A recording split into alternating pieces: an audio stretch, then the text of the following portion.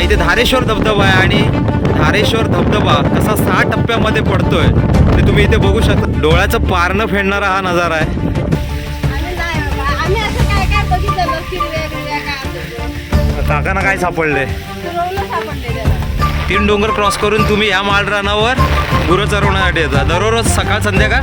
आम्ही सुद्धा चढण्याचा प्रयत्न करणार आहे. जोपर्यंत आम्हाला वाटते की इथपर्यंत आम्ही चढू शकतो तिथपर्यंत आम्ही चढण्याचा प्रयत्न करणार आहे. आता खरा उतरण्याचा ठराव चालू झालाय. कसं वाटतंय? पोटात गोळा आला? नमस्कार, हर हर महादेव.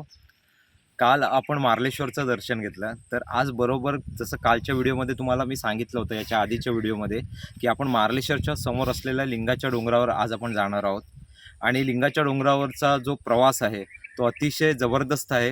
विविध धबधबे जे एकाच ठिकाणी येतात आणि मार्लेश्वरचा धारेश्वर धबधबा आहे त्या ठिकाणी येऊन मिळतात आणि पुढे त्याच धबधब्यातून आपल्याला गंगोत्री नदीचा उगम होतो.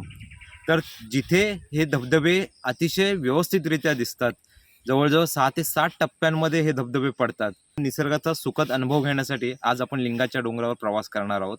लिंगाच्या डोंगरावर जाण्यासाठी आज माझ्याबरोबर आहेत की संतोष शिंदे, त्याच्यानंतर आहे दिनेश शेळके. आज आपल्याला दिनेश वाटाड्याचं काम करणार आहे. तुम्ही अनेक वेळा बघितलं असेल की बरीचशी मंडळी ज्यांना लिंगाचा डोंगर आहेत जिथून प्रवास करायचा असतो ते मोस्टली कुठून करतात भाऊजी? अंगवली आणि त्या वाडीचं नाव काय? भगतवाडी. इथून प्रवास करतात. पण आज आपण मार्लेश्वर देवस्थानात ज्या गावाच्या ठिकाणी आहे, मारळ हे गाव आहे, त्या मारळ गावामध्ये धनगरवाडी हे वाडी आहे. त्या वाडीतून सुद्धा एक दुसरा मार्ग जातो. तेथून आपण आज लिंगाच्या डोंगरावर प्रवास करणार आहे.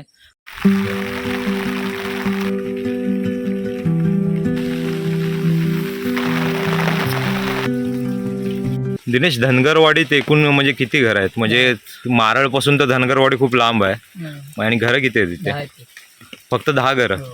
कारण की आता आम्ही बराच वेळ चालून आलो तर एक घर एका टोकाला, दुसरं घर दुसऱ्या टोकाला असं आहे इकडे. आणि इथे म्हणजे पहिला रोड होता की आत्ता रोड झालाय? आत्ता झालाय.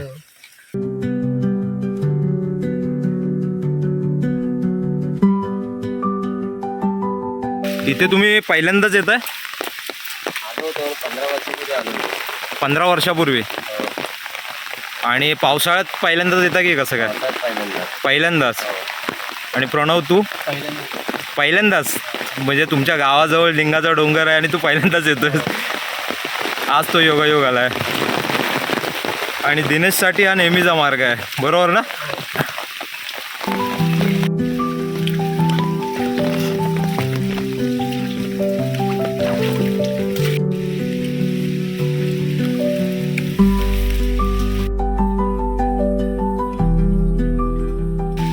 फक्त भाजी गोळा करायला आलाय? आम्हाला वाटलं लिंगाच्या डोंगरावर जाताय तुम्ही. आम्ही नाही बाबा, आम्ही असं काय काय बघितलं फिरव्या काय असेल. काकांना काय सापडले? रवणं सापडले त्याला. रवणं म्हणजे अल्बी ना? हा, अल्बी सापडली.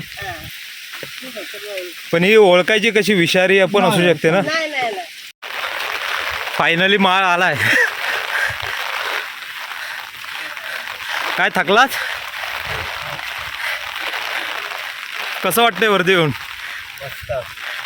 एक नंबर वाटतं. धुकं बघा कसं हळूहळू वरती यायला लागलंय. आणि भाजी गोळा करण्यासाठी आमच्याबरोबर काका पण आलेले आहेत आणि एक काकी आहेत. दिनेश, तुम्ही इथे मगाशी तू काय बोलवतास की इथे तुम्ही गुरं चरवायला येता ना? म्हणजे सगळे धनगरवाडीतली गुरं इकडेच आणतात चरायला. किती आता डोंगर आपण क्रॉस केले? 3 डोंगर झाले. 3 डोंगर क्रॉस करून तुम्ही ह्या माळरानावर गुरं चरवण्यासाठी येता दररोज सकाळ संध्याकाळ? सकाळी येता 6 वाजता जाता आणि मग खायला भाकरी वगैरे घेऊन येता.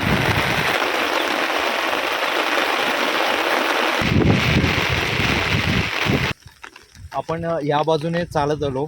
पहिलं डोंगराचा भाग होता, वरती चढाई होती, जंगल भाग होता. नंतर आपण माळरान चाललो. तर डोंगराच्या असं आडव्या पट्ट्याला आपल्याला चालत यायचं आहे. त्याच्यामुळे एकदा तुम्ही खालचा डोंगराचा पट्टा वरती चढलात, ती चढाई पूर्ण केली की पुढे असं दम लागण्यासारखं किंवा चढाईचा काहीच भाग नाही. आपल्याला हे जे डोंगर दिसत आहेत, हे जे समोर, त्या डोंगराला आडवं चालत आपल्याला इथपर्यंत यायचं आहे. इथे तुम्हाला जो आता पाठीमागे दिसतोय हा लिंगाचा डोंगर आहे. खाली जो दिसतोय तुम्हाला हा इथे धारेश्वर धबधबा आहे आणि धारेश्वर धबधबा कसा 6 टप्प्यामध्ये पडतोय ते तुम्ही इथे बघू शकता. त्याच्या आजूबाजूचे सुद्धा जे छोटे धबधबे आहेत ते इथे तुम्हाला बघायला मिळतील. हे बघा, डोळ्याचं पारणं फेडणारा हा नजारा आहे. याच्या आजूबाजूचे धबधबे बघा आणि खाली हा मार्लेश्वर देवस्थान.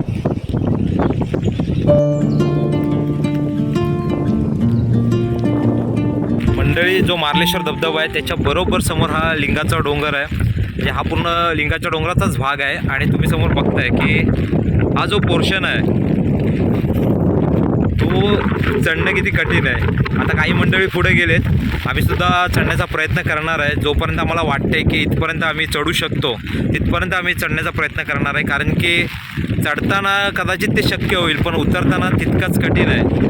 जर तुम्ही कधी पण या बाजूला याल तेव्हा एक गोष्ट लक्षात ठेवा की जर तुम्हाला शक्य नसेल तर कृपया तो डोंगराचा भाग चढण्याचा प्रयत्न करू नका. जरी मोबाईलमध्ये तुम्हाला इतका चढायला कठीण वाटत नसला तरी तो भाग कठीण आहे. सावकाशी हळूहळू चढत आपण शेवटच्या भागात आपण आलेलो आहोत. चढताना चढलोय, उतरताना वाट लागेल. पूर्णपणे निसरडी वाट आहे आणि दोन्ही बाजूला दरी असल्यामुळे सहजासहजी आपल्याला चढता येत नाही. कसा वाटला चढताना? खरी माझ्या उतरताना आहे. फायनली आपण पंचलिंग शिखराच्या इथे पोचलेलो आहोत. याच्याबद्दल काय माहिती सांगाल की याला पंचलिंग का बोलतात आणि काय इथलं विशेष महत्त्व आहे? पंचलिंग आतमध्ये गुफा एक आहे. हां, त्या गुंफेमध्ये 5 लिंग आहेत. 5 लिंग आहेत. लिंग आहेत त्याला हां. पंचलिंग बोलतात. हां. आणि हे पांडवकालीन आहे पंचलिंग. आणि इथे पूर्वी म्हणजे लोक कसं काय शोध वगैरे लागला की पूर्वापार इथे लोक यायचेच, म्हणजे त्यांना माहिती होतं त्याचे गावचे लोक वगैरे इकडे यायचे ना गुरु वगैरे घेऊन. गुरं घेऊन. हा, तेव्हा ते त्यांनी शोध लावला. आत्ताच इथे दिनेशच्याच वाडीतले गृहस्थ होते, धनगर वाडीतलेच. तर त्यांनी सांगितलं की इथला जो तुम्हाला जो चारा दिसतोय, जेव्हा लोकांकडे भरपूर गुरं होती ते एवढा उंचावर, म्हणजे हा खूप रिस्की पॅच आहे. जिथे आपण लिंगाच्या डोंगराच्या इथे येतो त्यातला हा सगळ्यात रिस्की पॅच आहे, बरोबर.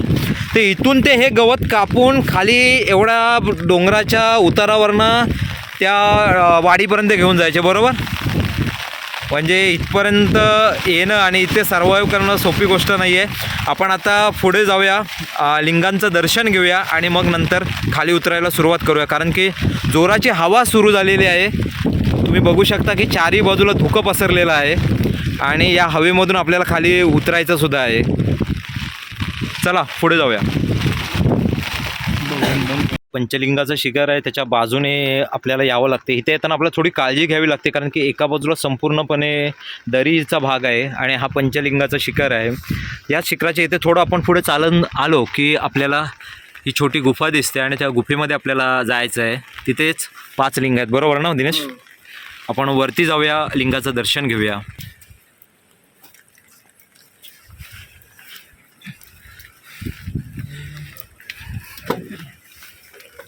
सावकाश, पूर्णपणे घसरण आहे. थोडंसं पुढे होतं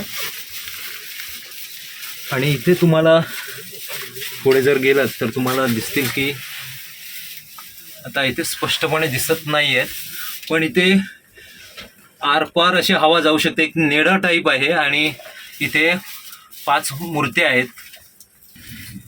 इथे तुम्हाला दिसते की नाही कळत नाही. पुढे जर बघितलं तर पुढे जवळजवळ 2 का 3 मूर्त्या आहेत आणि इथे सुद्धा मागे 2 आहेत. मूर्ती कोरलेल्या आहेत 1-2. तर असं या गुहेमधलं हे एक पंचलिंग आहे. छोटी गुहा सदृश जागा आहे, नेडं बोलू शकतो.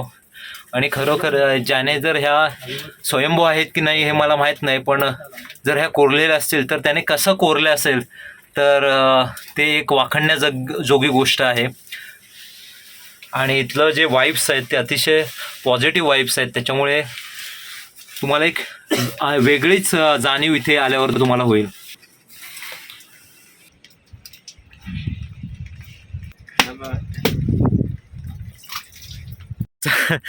दर्शन व्यवस्थित झालं आणि आत्ता खरा उतरण्याचा थरार चालू झालाय. कसं वाटतंय? पोटात गोळा आला?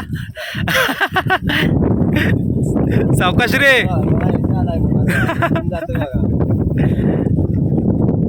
हळूहळू पूर्ण असा खाली उतरून जवळजवळ 70 ते 80 डिग्रीचा हा डोंगर आहे. नंबर मी देतोय. जर तुम्ही मारळला येत असाल आणि मारळकडून तुम्हाला जर लिंगाचा डोंगर फिरायला यायचं असेल तर त्याच्यासाठी दिनेश वाटाड्याचं काम करेल. त्याचबरोबर मार्लेश्वरला जर तुम्हाला राहण्याची व्यवस्था करायची असेल तर त्याच्यासाठी माझे भाऊजी आहेत संतोष शिंदे यांना सुद्धा संपर्क करू शकता. या दोघांचा नंबर मी तुम्हाला देतोय, डिस्क्रिप्शनमध्ये देईन, तुम्हाला स्क्रीनवरही दिसेल. लिंगाचा डोंगर फिरण्यासाठी अवश्य या.